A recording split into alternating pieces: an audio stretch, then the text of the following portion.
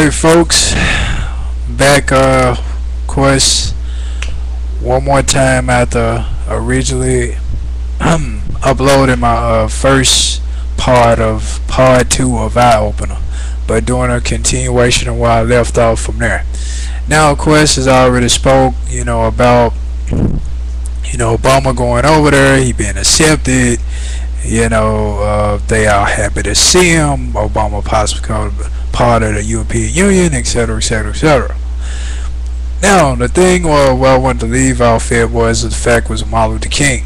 As far as where Martin Luther King, because he was this great inspirational leader, the government felt intimidated, and it was like, hey, you know what, we gotta eliminate him very quickly, as soon as possible.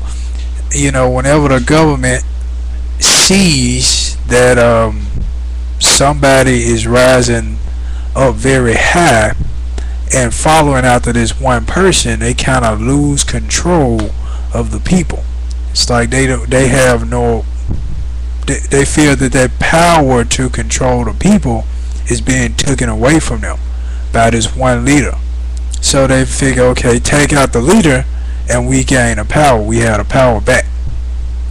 And that, is an example with Jesus. When Jesus roamed about throughout Jerusalem, throughout portions of Rome and other places, well, of course, the Pharisees and the Jewish Sanhedrin, mainly the Jewish Sanhedrin, felt intimidated by Jesus because a lot of the Jews that was following Jesus was not taking heed to the Jewish Sanhedrin. So they feel like, how can we have any type of authority or power over the people if everybody's following after this one man? So that's why the Jewish Sanhedrin decided to have Jesus crucified along with a majority of the people who sided with the Jewish Sanhedrin, because of the fact they was highly jealous of Jesus and they poisoned the minds of the people as far as he was evil and this, that. So that's when they set it up, take him out and we can gain that power and authority back. So when he was crucified and went up about, Jewish Sanhedrin felt good, okay, or the Jewish leaders, the high priests and so forth, felt good, said, hey, now we got the power back. Now everybody will come to us and look up to us, and they ain't gonna look up to Jesus anymore. So the same way with Martin Luther King. Everybody looking up to Martin Luther King, he the spotlight, they following his words, what he was teaching and what he was laying out there, and whatever the government laid out there, they didn't want to follow, didn't want to hear. They wanted to hear what Martin Luther King had to say, as far as what he felt about the laws, what he felt about the infrastructures that was set up for the people to become a part of. So right there, when they saw that, they felt intimidated and they want King dead. So that's when happened with James L. Ray. That's when that happened. And it's odd, very odd, if you watch this segment of the Eyewitness Murder of Martin Luther King, how they said, I think some military officials got on top of the roof of a firehouse and looking over there, just wanted to take a picture of across the street before the assassination. Before, they don't quite add up, but there's another story. So saying this to say that by Barack having so much admiration for within this country and countries outside of this country, by them attempting to assassinate Obama, it will cause great chaos, greater than Martin Luther King when he got assassinated in this country. And not only within this country, but countries outside of this country. Because of the fact, because of Barack, things are generating and going smooth, the peace treaty in effect, no big deal. No big deal as far as it's no friction that's within the countries. But it's peace because he established that peace. He helped to do it by, of course, negotiating with each individual country where it all coming to one agreement, coming on one accord. And leading to that one world government as well, but another story on that. So, out of jealousy, somebody within the Republican Party or the CIA decides to Barack, it would be great chaos because of the fact of all the people that look up to him and admire him, and especially making a difference and bringing about the change that he is aiming to bring, and he get taken away. So the chaos, great chaos within this country, and great chaos within all the other countries.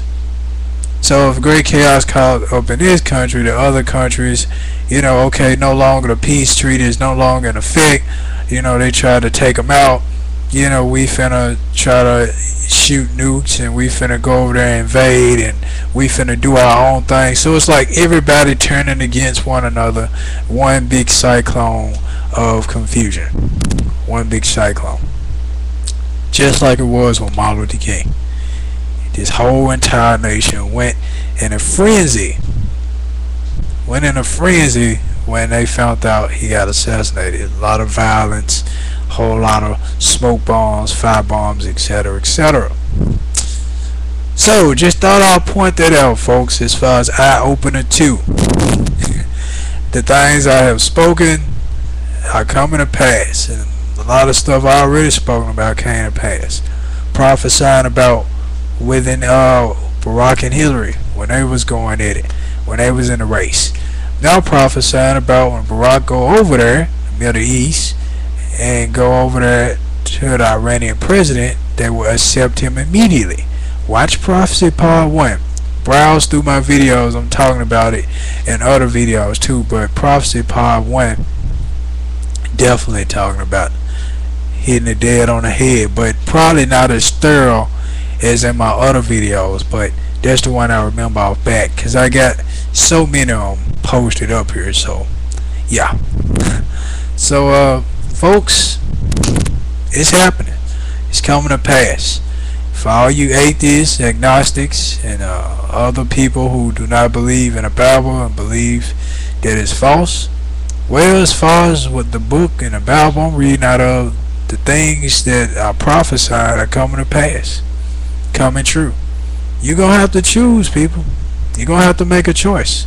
You can either sit and keep on living worldly lives, not trying to dedicate your life to God and become his enemy, where you become a part of the destruction that's coming to this country, or you can be on his side and help to fight the fight against the evil that is possessing the minds of so many people in this world.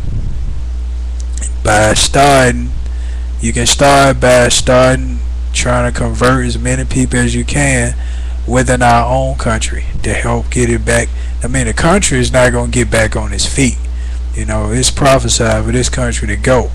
In Isaiah and Revelation, there's a whole lot saying this country is going to go. But as far as helping people in this world and in our country get on their feet, helping get people on the right track, helping to get on the right track, doing whatever you can to try to help make the difference. The true change is not changing this country, but it's changing the individuals that live in this country, changing the mindsets and mentalities in this country. Then you will have a true change. But as long as you talk about changing foreign policies, changing health care, and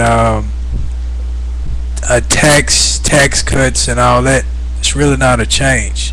But the true change starts with us as far as our characters and mentalities. Then will be the ultimate change. So I hope y'all enjoy this new segment I presented, or the latest ones thus far, and I hope y'all enjoy my channel, period. I hope getting plenty of insight, and I hope that everybody staying tuned and preparing for the next thing I post up here, and not just staying tuned for what I post up here, but staying tuned and watching the news, seeing what's going on in our everyday world that we live in. So once again, peace be unto you in Christ for life.